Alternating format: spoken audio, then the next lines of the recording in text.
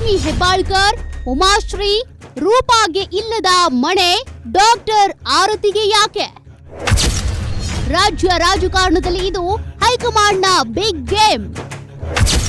ಸಿದ್ದು ಡಿಕೆಶಿ ಆಪ್ತರನ್ನೇ ಹಿಂದಿಕ್ಕಿದ ಆ ಒಂದು ಕಾಣದ ಕೈ ಯಾವುದು? ಯಾರು ಈ ಡಾಕ್ಟರ್ ಆರತಿ ಕೃಷ್ಣ? ಕ್ಯಾಬಿನೆಟ್ಗೆ ಡೈರೆಕ್ಟ್ ಎಂಟ್ರಿ.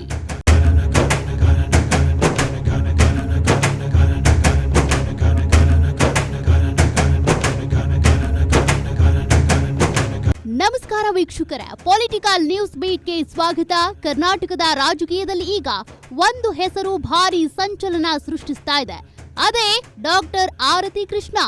2025ರಲ್ಲಿ ರಾಜ್ಯಪಾಲರ ನಾಮನಿರ್ದೇಶನದ ಮೂಲಕ ನೇರವಾಗಿ ವಿಧಾನ ಪರಿಷತ್ ಪ್ರವೇಶಿಸಿದ ಈ ನಾಯಕಿ ಈಗ ಸೀದಾ ಸಚಿವ ಸಂಪುಟ ಸೇರುವುದು ಬಹುತೇಕ ಖಚಿತ ಎನ್ನಲಾಗ್ತಿದೆ. ಆದ್ರೆ ಇಲ್ಲಿ ಎದ್ದಿರುವ ಅತಿ ದೊಡ್ಡ ಪ್ರಶ್ನೆ ಅಂದ್ರೆ, ರಾಜ್ಯದ ಪ್ರಭಾವಿ ನಾಯಕ ಸಿಎಂ ಡಿಕೆ ಶಿವಕುಮಾರ್ ಅವರ ಪರಮಾಪ್ತೆ ಲಕ್ಷ್ಮಿ ಹೆಬ್ಬಾಳ್ಕರ್ಗೆ ಇಲ್ಲದ ಸಚಿವ ಸ್ಥಾನ ಇವರಿಗೇಕೆ? ಮಾಜಿ ಸಿಎಂ ಸಿದ್ದರಾಮಯ್ಯನವರ ಅತ್ಯಾಪ್ತ ವಲಯದಲ್ಲಿ ಗುರುತಿಸಿಕೊಂಡಿರುವ ಮಾಜಿ ಸಚಿವೆ ಉಮಾಶ್ರೀ ಅವರಿಗೂ ವಲಯದ ಅದೃಷ್ಟ ಇವರಿಗೇಕೆ? ಅಷ್ಟೇ ಯಾಕೆ, ದೆಹಲಿ ನಾಯಕರ ಜೊತೆ ಉತ್ತಮ ನಂಟಿರುವ ಕೇಂದ್ರ ಸಚಿವರಾಗಿದ್ದ ಕೆಎಚ್ ಮುನಿಯಪ್ಪನವರ ಪುತ್ರಿ ಕೆಜಿಎಫ್ ಶಾಸಕಿ ರೂಪಾ ಕಲಾ ಎಂ ಅವರಿಗಿಂತ ಡಾಕ್ಟರ್ ಆರತಿ ಕೃಷ್ಣ ಹೇಗೆ ಸ್ಟ್ರಾಂಗ್ ಆದ್ರು? ಯಾರು ಈ ಆರತಿ ಕೃಷ್ಣ? ಇವರ ಹಿಂದೆ ಇರುವ ಆ ದೊಡ್ಡ ಶಕ್ತಿ ಯಾವುದು? ಬನ್ನಿ, ಇವತ್ತಿನ ಎಕ್ಸ್ಕ್ಲೂಸಿವ್ ರಿಪೋರ್ಟ್ ನಲ್ಲಿ ಪ್ರತಿಯೊಂದನ್ನ ಎಳೆಯಾಗಿ ಬಿಚ್ಚಿಡ್ತೀವಿ. ವಿಡಿಯೋವನ್ನ ಕೊನೆವರೆಗೂ ನೋಡಿ. ಅದಕ್ಕೂ ಮುನ್ನ ನೀವಿನ್ನೂ ನಮ್ಮ ಚಾನೆಲ್ನ ಸಬ್ಸ್ಕ್ರೈಬ್ ಮಾಡ್ಕೊಂಡಿಲ್ಲ ಅಂದ್ರೆ ತಪ್ಪದೆ ಸಬ್ಸ್ಕ್ರೈಬ್ ಮಾಡಿ. ನಾವು ಹಾಕುವ ರಾಜಕೀಯ ಇಂಟ್ರೆಸ್ಟಿಂಗ್ ಬೆಳವಣಿಗೆಯನ್ನ ನೀವು ಮೊದಲು ನೋಡಬಹುದು. ಯಾರು ಈ ಡಾಕ್ಟರ್ ಆರತಿ ಕೃಷ್ಣ? ಇವರ ಹಿನ್ನೆಲೆ ಏನು? ಡಾಕ್ಟರ್ ಆರತಿ ಕೃಷ್ಣ ಅವರು ದಿಢೀರನೆ ರಾಜಕೀಯಕ್ಕೆ ಬಂದವರೇನಲ್ಲ. ಇವರ ರಕ್ತದಲ್ಲೇ ರಾಜಕೀಯವಿದೆ. ಇವರ ತಂದೆ ಬೇಗಾನೆ ರಾಮಯ್ಯ ಶೃಂಗೇರಿ ಕ್ಷೇತ್ರದಿಂದ ಶಾಸಕರಾಗಿ ರಾಜ್ಯದ ಸಚಿವರಾಗಿ ಕೆಲಸ ಮಾಡಿದ ಹಿರಿಯ ಕಾಂಗ್ರೆಸ್ ನಾಯಕ. ಚಿಕ್ಕಮಗಳೂರಿನ ಮಲೆನಾಡು ಭಾಗದಲ್ಲಿ ಕಾಂಗ್ರೆಸ್ನ ಬೇರುಗಳನ್ನ ಗಟ್ಟಿ ಮಾಡಿದ ಕುಟುಂಬ ಇವರದ್ದು. ಆದ್ರೆ ಆರತಿ ಕೃಷ್ಣ ಅವರು ಕೇವಲ ಅಪ್ಪನ ಹೆಸರಲ್ಲಿ ರಾಜಕೀಯಕ್ಕೆ ಬಂದವರಲ್ಲ.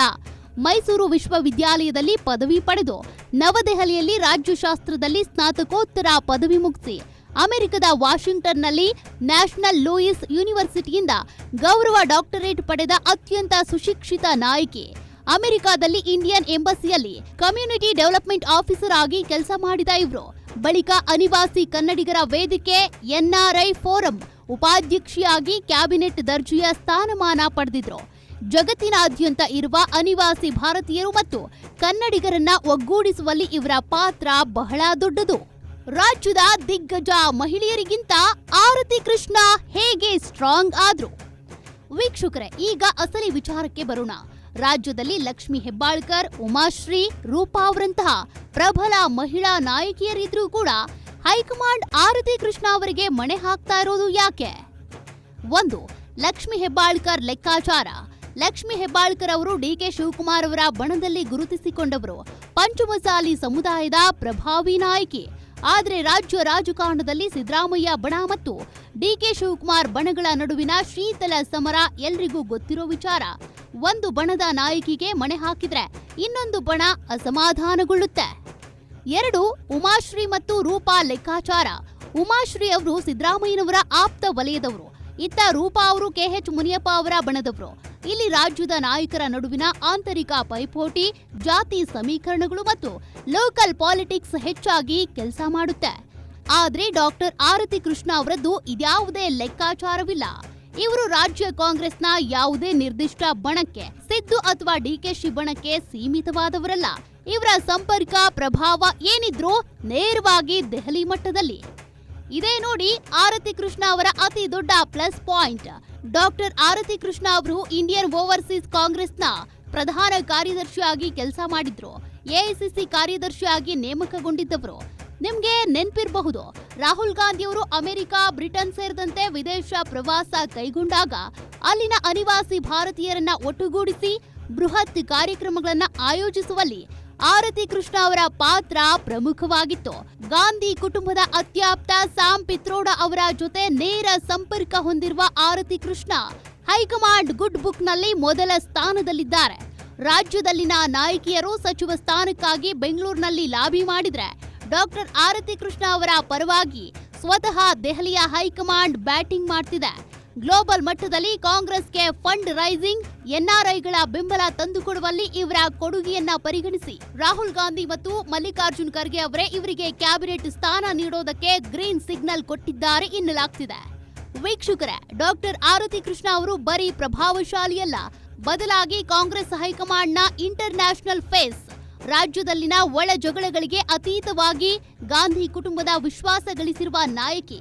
ಶಿಕ್ಷಣ, ವಿದೇಶಿ ಸಂಪರ್ಕ, ಮಹಿಳಾ ಕೋಟಾ, ಮಲೆನಾಡು ಭಾಗದ ಪ್ರಾತಿನಿಧ್ಯ ಮತ್ತು ನೇರ ಹೈಕಮಾಂಡ್ ಬೆಂಬಲ, ಈ 5 ಅಸ್ತ್ರಗಳೇ ಆರತಿ ಕೃಷ್ಣ ಅವರನ್ನ ಲಕ್ಷ್ಮಿ ಹೆಬ್ಬಾಳ್ಕರ್, ಉಮಾಶ್ರೀ ಮತ್ತು ರೂಪಾ ಅವರಿಗಿಂತ ಹೆಚ್ಚು ಸ್ಟ್ರಾಂಗ್ ಮಾಡಿರೋದು. ಇದಾಗಿತ್ತು ಇವತ್ತಿನ ಪೊಲಿಟಿಕಲ್ ಎಕ್ಸ್ಕ್ಲೂಸಿವ್. ಹಾಗಾದ್ರೆ ವೀಕ್ಷಕರೇ, ನಿಮ್ಮ ಪ್ರಕಾರ ಡಾಕ್ಟರ್ ಆರತಿ ಕೃಷ್ಣ ಅವರಿಗೆ ಸಚಿವ ಸ್ಥಾನ ನೀಡ್ತಾ ಇರೋದು ಸರಿಯಾದ ನಿರ್ಧಾರನ, ಅಥವಾ ರಾಜ್ಯ ಮಟ್ಟದಲ್ಲಿ ಪಕ್ಷಕ್ಕಾಗಿ ದುಡಿದ ಲಕ್ಷ್ಮಿ ಹೆಬ್ಬಾಳ್ಕರ್, ಉಮಾಶ್ರೀ ಅವರಂತಹ ನಾಯಕಿಯರಿಗೆ ಅನ್ಯಾಯ ಮಾಡಿದಂತಾಗುತ್ತಾ? ನಿಮ್ಮ ಅನಿಸಿಕೆಯನ್ನ ತಪ್ಪದೇ ಕಮೆಂಟ್ ಮಾಡಿ ತಿಳಿಸಿ.